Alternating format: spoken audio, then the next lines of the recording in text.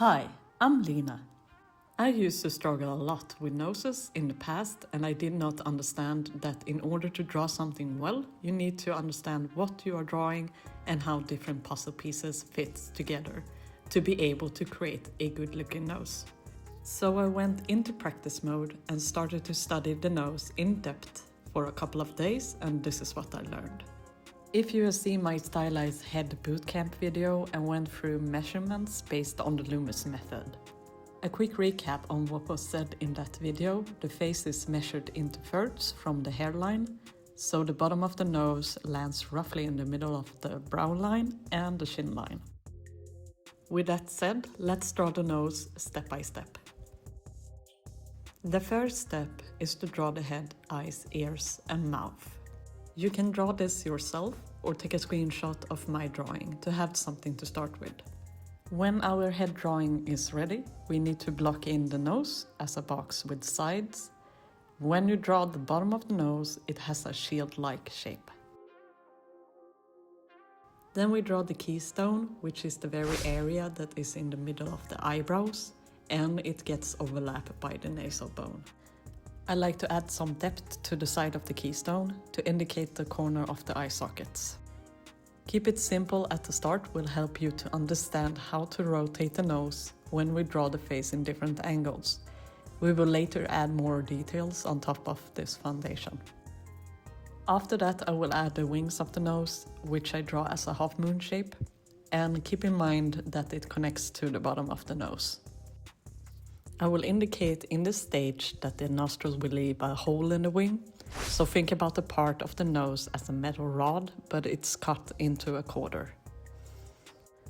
As for the overall shape for the ball of the nose, I would like to think of it as a heart with small wings at the bottom that you can add sides to for depth. How do you rotate the shapes to draw different angles? When we rotate the simple shapes into 3/4 view, you will see the nose bridge and you will see one of the sides. As for the nose in profile, you will only see one side.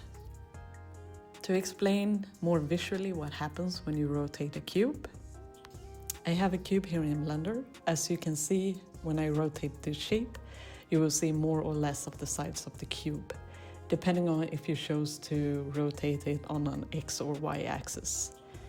When you have established the simple shape, building on top of it with the rest of the shapes will follow the same logic.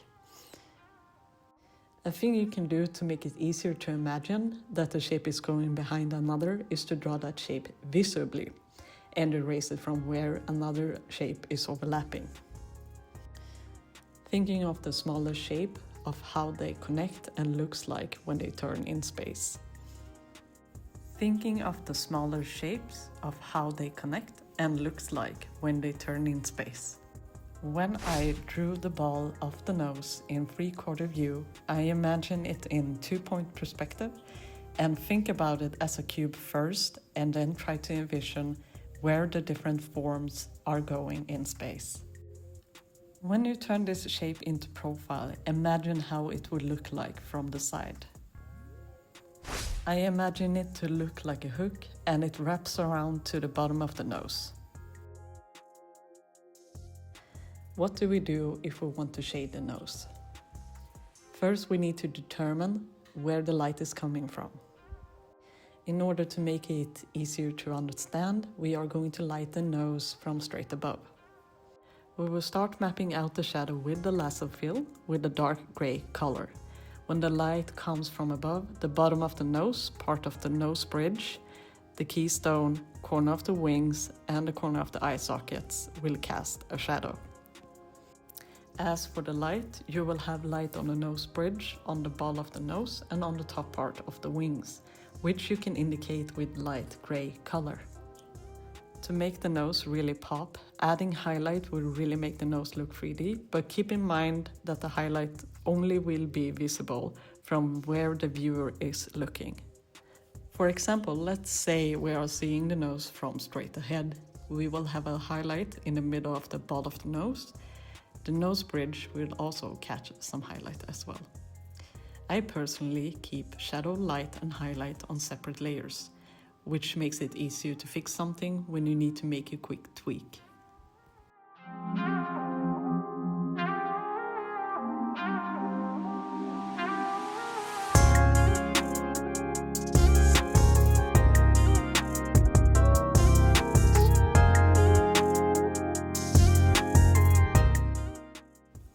That's it for me. If you like this video, you can check out more of my videos linked down below or on the screen.